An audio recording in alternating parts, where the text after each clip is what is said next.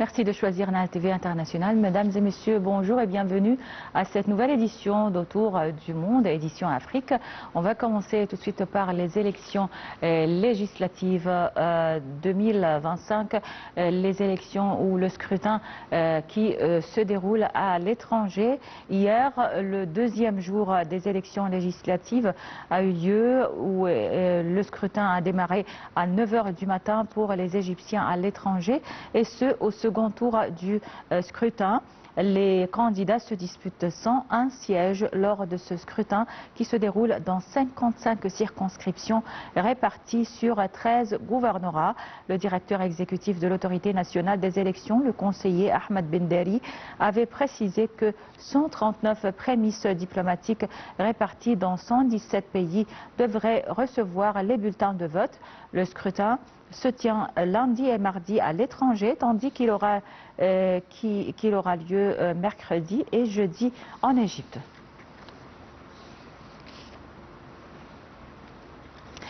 Le directeur exécutif de l'autorité nationale des élections, l'ANE, le conseiller Ahmed Benderi, a déclaré hier que les sièges des missions diplomatiques avaient connu un afflux inédit de la part des électeurs dans un nombre de pays arabes et européens au premier jour du scrutin. Benderi a souligné que l'ANE œuvrait en vue de faciliter les procédures de vote pour garantir la sécurité du processus électoral. Il a indiqué avoir pris toutes les mesures nécessaires pour garantir le bon déroulement du vote, appelant les électeurs à participer positivement aux élections du Conseil des députés.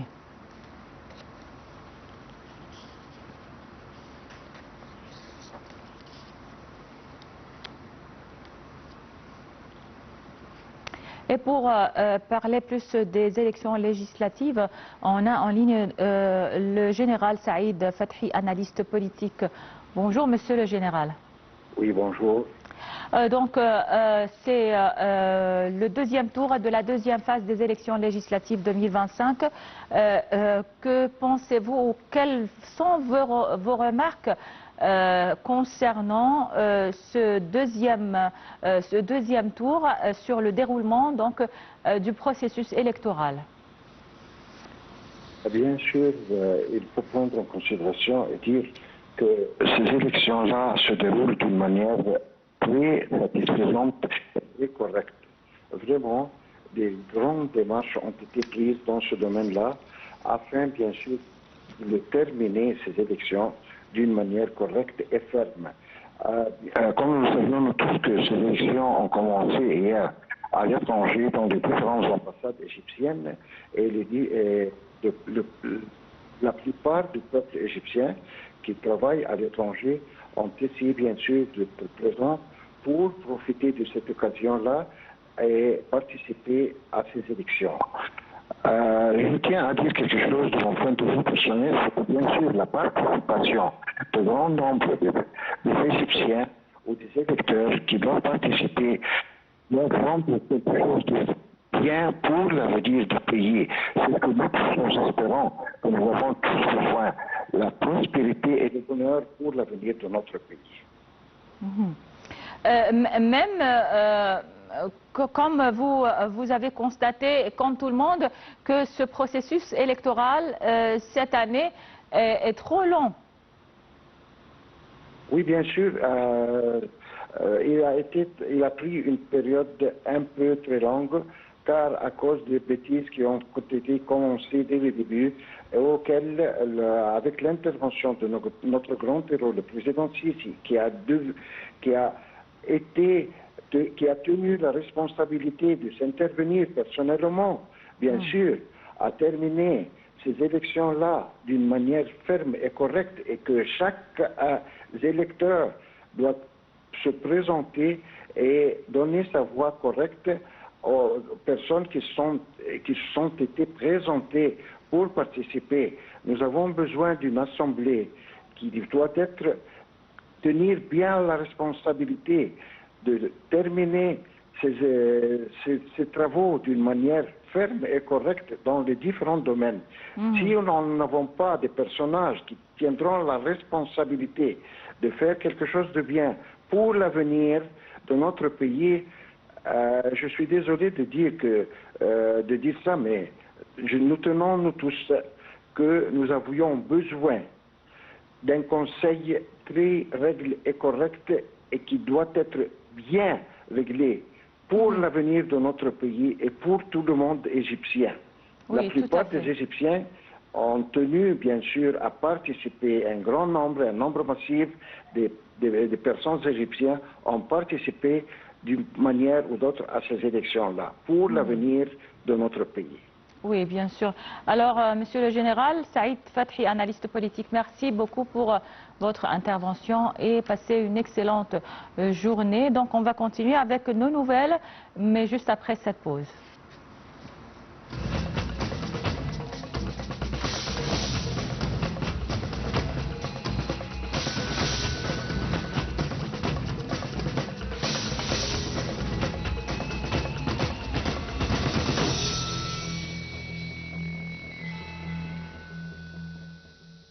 On passe tout de suite à la République démocratique du Congo. Le groupe armé M23, soutenu par l'armée rwandaise, a affirmé qu'il allait, à la demande de Washington, retirer ses forces d'Ouvira, ville de l'Est de la République démocratique du Congo, à la frontière burundaise. Le groupe a pris le 10 décembre le contrôle d'Ouvira au terme d'une offensive lancée début décembre, malgré la signature d'un accord de paix entre la RDC et le Rwanda à Washington. Les détails dans ce compte-rendu. La situation était globalement calme lundi à Kinshasa, où des appels à marcher en lien avec la situation dans l'est de la RDC avaient été lancés, suite entre autres à la prise de la ville d'Ouvira dans le sud Kivu par le groupe politico-militaire AFC M23. La perte de Goma dans la province du Nord Kivu avait déclenché des manifestations et des incidents en janvier dernier dans la capitale congolaise. Dans la capitale de la RDC, la situation à l'est est scrutée de près par les Kinois. La chute de Goma, capitale de la province du Nord Kivu en janvier, avait déclenché des manifestations. Plusieurs ambassades avaient alors été visées par des attaques. Des marches étaient annoncées pour ce 15 décembre, mais elles ont toutes été interdites par les autorités provinciales. La situation est globalement calme. La semaine précédente, après la chute d'Ouvira, ville du Sud Kivu, des rassemblements avaient été appelés, notamment devant les ambassades des pays qui est le médiateur de l'accord de paix signé à Washington entre la RDC et le Rwanda. Jean-Marc Kabound, ancien proche du président congolais, passé depuis à l'opposition, président de l'Alliance pour le changement, avait depuis plusieurs semaines prévu une manifestation à Limette. Des sit-ins, mais aussi un appel à une journée ville morte qui laissait craindre des débordements. Les condamnations fortes des autorités américaines contre Kigali vendredi et samedi ont fait baisser la pression. Tout le week-end, les autorités de Kinshasa ont lancé des appels au calme. Dimanche soir encore, sur la télévision nationale, le gouverneur de la ville-province, Daniel Bumba, se voulait rassurant vis-à-vis de la population, invitée à vaquer librement à ses activités lundi. Le dispositif sécuritaire était quand même important dans la ville, avec beaucoup de policiers déployés à la bombe, quartier administratif, et des ambassades, mais aussi dans les quartiers populaires. Alors, on passe à un autre reportage. C'est la campagne pour le quadruple scrutin présidentiel, législatif, municipal et régional du 28 décembre en Centrafrique, qui a débuté avec des meetings dans la capitale Bangui de plusieurs candidats, dont le président sortant, Faustin Archange Touadéra. Des milliers de personnes se sont déplacées au stade 20 000 places de Bangui en soutien au chef d'État, candidat du mouvement Cœur Uni, le parti de la majorité présidentielle. Tout de suite les détails. La campagne pour les élections générales du 28 décembre en République centrafricaine a été officiellement lancée le 13 décembre. Les différents candidats entrent désormais dans la bataille pour convaincre les électeurs. À Bangui, plusieurs rassemblements marquaient le début de la campagne. Meetings, actions de proximité, déplacements. Les états-majors politiques testent leur capacité de mobilisation dès les premières heures. Un premier indicateur sans valeur de vote, mais révélateur des dynamiques de terrain. Parmi les événements de la journée, le meeting du président sortant, Faustin Archange Touadéra, s'est tenu au stade de 20 000 places de Bangui. Selon les organisateurs, les observations sur place, l'enceinte était presque entièrement remplie par des militants venus répondre à l'appel du candidat. Au-delà des discours, l'enjeu de cette campagne reste la crédibilité des propositions et le respect des règles électorales. Les candidats sont attendus sur des engagements concrets dans un contexte où les préoccupations sociales et économiques restent centrales pour la population. Cette première journée de campagne donne ainsi un aperçu des forces en présence. Si plusieurs candidats ont lancé leurs activités, la mobilisation observée au stade de 20 000 places marque un démarrage remarqué pour Faustine Archange Touadéra. Pour rappel, 7 candidats sont en lice pour l'élection présidentielle, parmi lesquels l'ex-premier ministre Henri-Marie Dondra, président de l'unité républicaine, et le chef de file de l'opposition, Anicet Georges Deloguélé, président de l'Union pour le renouveau centrafricain.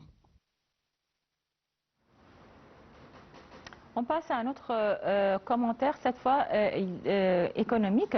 La Banque africaine de développement, BAD, a publié un rapport proposant une feuille de route stratégique pour libérer le potentiel économique et social de l'intelligence artificielle en Afrique.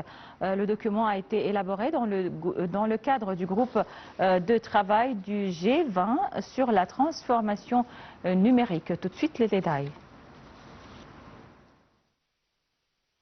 La Banque africaine de développement a publié un rapport proposant une feuille de route stratégique pour libérer le potentiel économique et social de l'intelligence artificielle en Afrique, intitulé « Gain de productivité grâce à l'intelligence artificielle en Afrique, voie vers une efficacité accrue du travail, une croissance économique et une transformation inclusive ».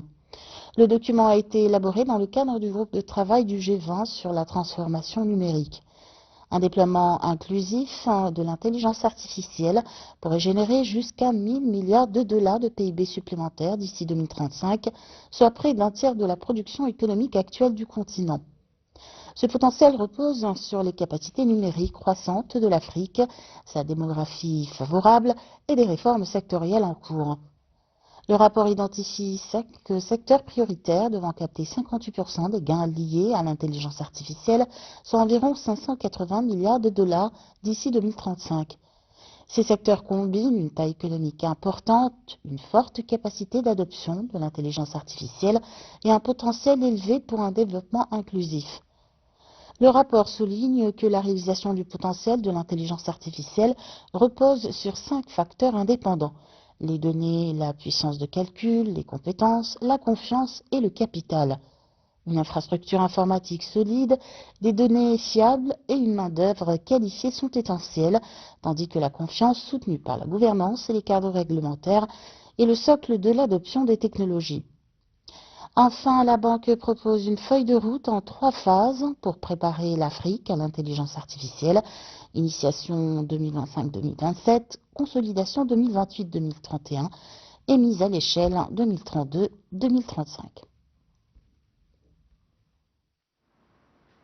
Au Maroc, 37 personnes sont mortes dimanche à Safi, sur la côte atlantique, à la suite de crues soudaines et d'inondations, le plus lourd bilan de la dernière décennie pour des intempéries de ce type dans le pays. 7 blessés, dont 2 en soins intensifs, sont toujours traités à l'hôpital Mohamed V de Safi. Le parquet national a de son côté annoncé l'ouverture d'une enquête pour déterminer les causes de cet incident tragique et en élucider les circonstances. Les autorités régionales ont appelé à renforcer la vigilance, adopter les plus grandes précautions et respecter les mesures de sécurité compte tenu des fluctuations climatiques extrêmes que connaît le pays.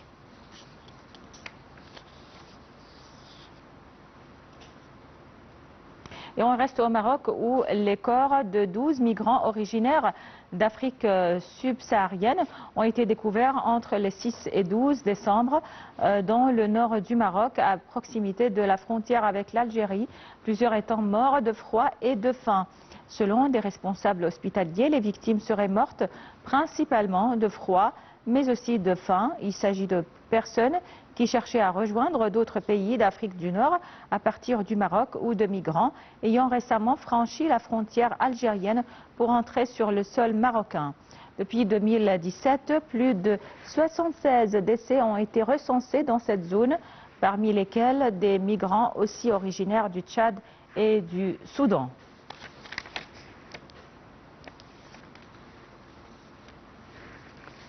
Bon voilà, c'était donc tout pour cette édition d'Autour du monde Afrique.